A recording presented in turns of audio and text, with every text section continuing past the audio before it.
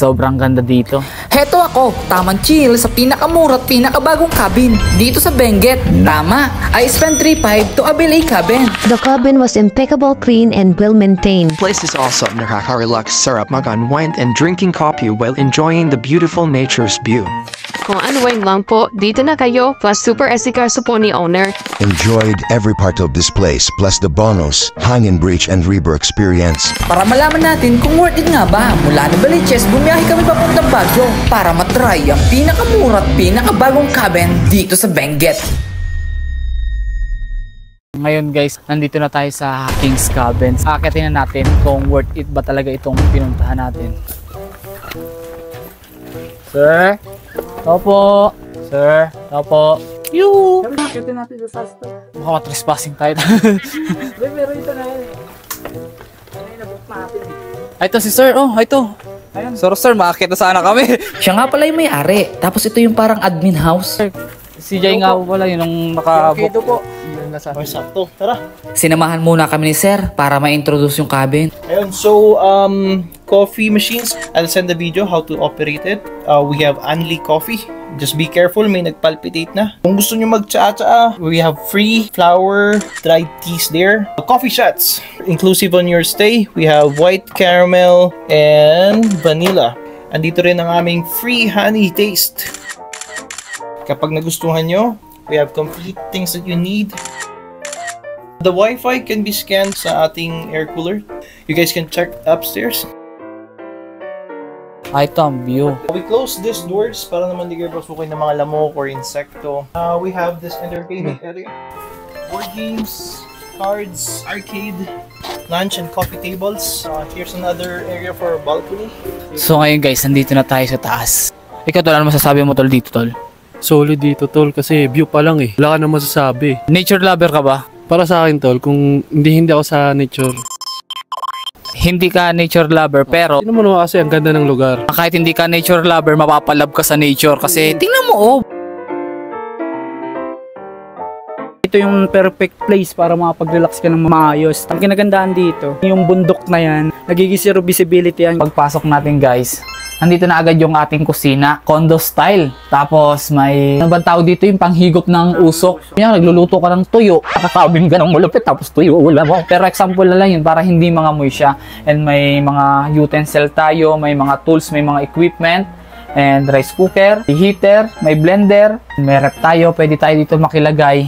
Tapos ito ang tingnan mo, parang nasa cafe ka lang na malupit. Isang coffee nga po, yung sinaunang cafe ba, kalupit-lupit nung pagkaka-arrange, yung pagkaka-design, yung pagkakagawa. Bilib ako sa may-ari nito eh. Alam mo ba, nang 4 months ago pa lang itong cabins na to, pero ang dami na nagbubok dito at maraming beses na kami dito nagbubok. Talagang ngayon lang yung pinaka-natsyempuhan namin. Ito yung sala niya. Komportable!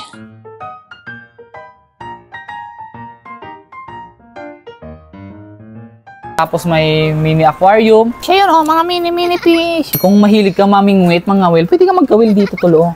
Yun nga lang, di ka makakahuli. Tingnan mo, yung halaman nasa loob, di ba? Kasi nga, nature lover ka. Pre-aircon, di ba? Biroin mo, ang lamig na dito, tapos pre-aircon pa. Tapos may malaking flat screen. While patugtog-patugtog ka lang ng mga relaxing music sa mga cabin dito sa Baguio. Ito yung pinakamura nakita namin, 3.5. Yung sunod na dito is 8K. Tapos yung pinakamahal na na-avail namin at nakita namin is 25K per night. Kung ikaw naman ay book lover o mahilig magbasa, pag-akit mo pala ng hagdan, may mga libro na dito. Dito na tayo sa upstairs. Ito yung tutulugan natin. Meron tayong malambot at komportabling kama.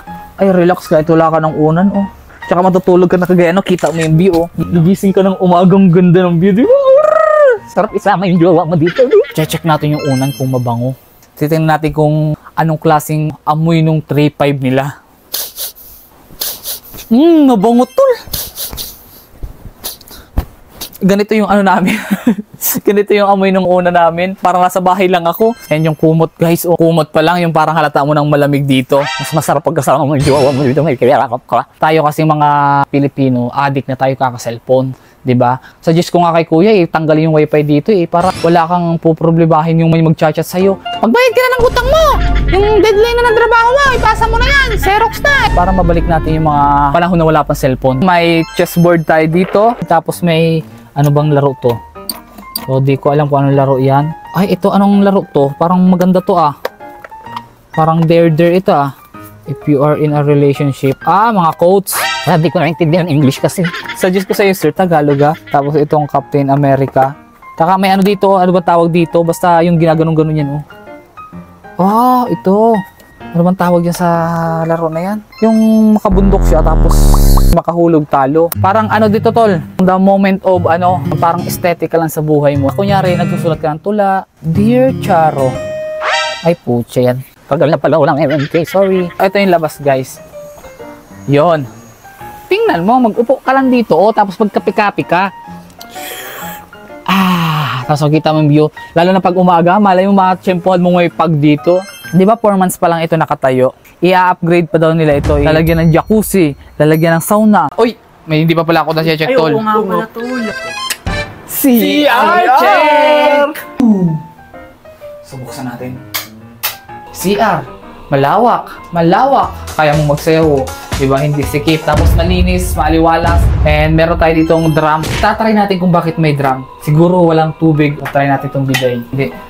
Ay, sa Baguio daw kasi minsan nawawala ng tubig. Hindi lang naman sila, yung community nila. Maya-maya rin pala, nagkatubig na. Pwede kang maglagay ng mga gusto mo. Okay, kunyari may dala ka sariling shampoo, body wash, body spray. May sampayan din tayo dito guys. Maliwanag, malinis, 2 ilaw. All goods. Tinanong kami ni Sir kung gusto namin mag-ilog. Ang sagot namin, oo naman. Para maiba ang experience dito sa Baguio. Pagkatapos namin magbabad, ay pinuntahan na namin yung pambata. Kung may running water na sobra-sobra, pang matanda yun guys, ito pang bata. At siya nga pala, may 2 hanging bridge tayong madadaanan. Kaya kung gusto mong puntahan, 2 minutes lang, walking distance.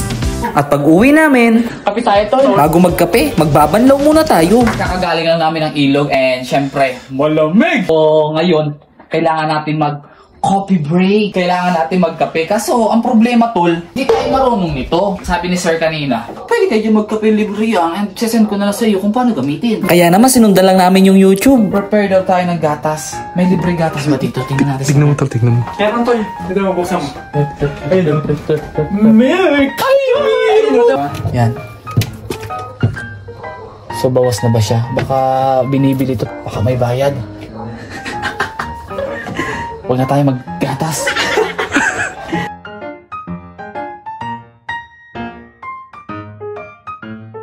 Wala pang napatak. Lahat ng bagay may proseso.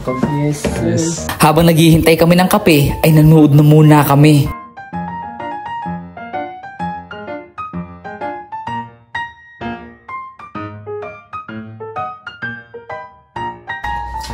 Ito ang tunay na kape. Wala nga along chemical, beans na beans. Pagkatapos nga magkape, ay nagluto na rin ako ng gabihan.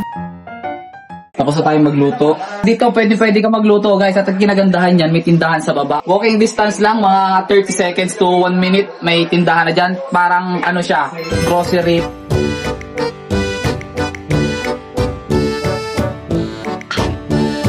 So yun, gabi na.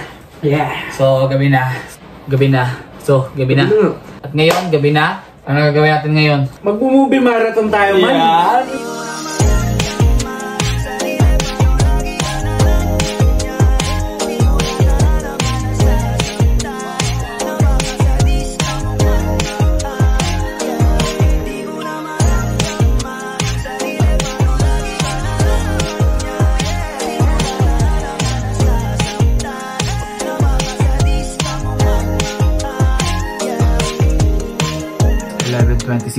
Kakaramdam na rin kami ng antok kasi pagod kami. Ngayon si paring Ian natin, oh, antok na, tulog na. Medyo masama yung pakiramdam niya. Chillax guys, oh. Nagkakape ka dito tapos yung simoy ng hangin, lamig. Lalatag na tayo. Kala mo pa lang to, nagtatransform yan tol. Kala mo dyan. Oto. No. Kahit di ka na magulang dito, oh, relax. Good for 5 person daw talaga dito. 1 to 5 packs ka, 3.5 lang babayaran mo. So kung 10 packs kayo, available daw yung kabila. 5 dito, 5 sa kabila. Kunyari, di ka sanay matulog na may katabi. Pwede ka dito guys. Oh, enjoy mo. Tapos pagising mo ng maga, ganda ng view. So makikita natin yung bukas. Awagin na natin si tropa. Dito ka na matulog. Iyan. Dito ka na magpahinga. Ikaw tol, sa kahiga. Sa baba ako, tol. Bakit? Mag-edit ako eh. Pero hindi nga, sa katulog. Sa baba.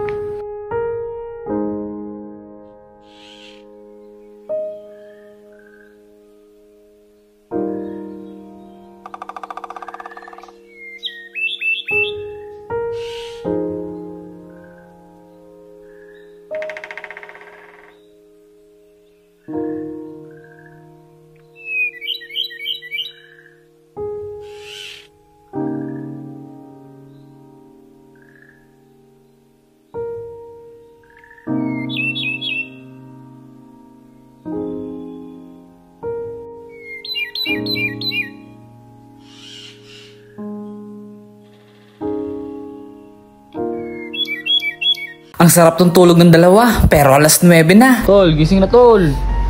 Tara na, pikaso tayo. Mag-almusal tayo. Gising natin natulog doon, nagpuyat kasi eh. Puyat-puyat oh. Tol, gising na tol. Uy, gising na. Ang oras na oh. Kapag ganda tulog niya, nakapasarap tulog ah. Ano masasabi mo sa tulog mo tol? Medyo kayo na yung pakiramdam ko dun. Ikaw tol, kamusta yung tulog mo? Lamig dito, masarap. Saka may tugtog kasi ako eh. Kaya maganda ang tulog ko eh. Pag gising mo palang, ganito yung bubungad sa'yo. Beautiful. Tapos magkakape ka dun sa labas. Umaambon-ambon pa, may nakakape ka. Solid na cabin ba? Sobrang ganda dito. Siguro kung naabutan ko yung fog dito, ganda. Kasi nagsisiro visibility dito eh. Nandito ka sa taas, parang nasa ulap ka lang.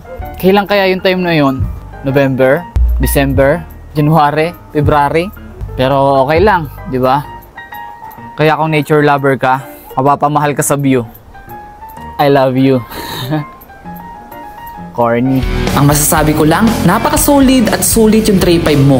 4 months pa lang sila nag-ooperate, halos hindi ka na makabook sa dami ng gusto makapunta ng cabins. Salamat din sa owner na maasikaso. Sana pagbalik ko nakatiles na yung pader sa lababo at nakakesame na sa CR. Tingin ko ito na lang yung kulang, perfect na. Pero sana kahit maayos yan, tray 5 pa rin.